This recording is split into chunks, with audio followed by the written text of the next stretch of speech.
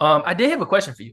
It's kind What's of up, random, bro? but there was something I was seeing on Twitter. They were talking about like Shea's legacy, which I don't want to get into like while we're in the finals right now. Yeah, I yeah, I don't get want to, that. I get you that, know what I bro. mean?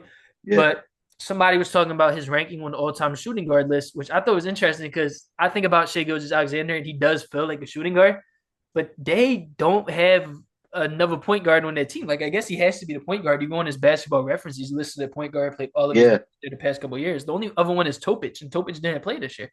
So yeah. how do you feel? Like what would you classify him as? So honestly, bro, I think he's a combo guard Okay. because there are times like when he came into the league, he was a point guard, right?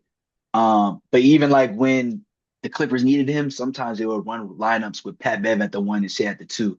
And then when Shea got traded to OKC, you saw that Shea was mainly a two, when CP was there.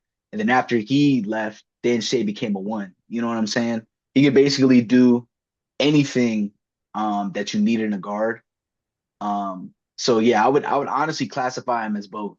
I can see him both being a shooting guard and a point guard because he can score when you need to. He really reminds me of Kobe in terms of the mid range, and in terms of him trying to get separation. I feel like he really creates his own shot in a different way.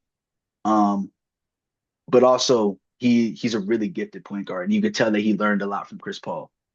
So yeah, If you're doing like a position ranking, where would you put him? Because I feel like I would probably put him as a point guard, all I, things. I mean probably point guard now this year for sure. Especially because Giddy got traded. So Yeah, yeah, that's a good yeah. point. That's a great point.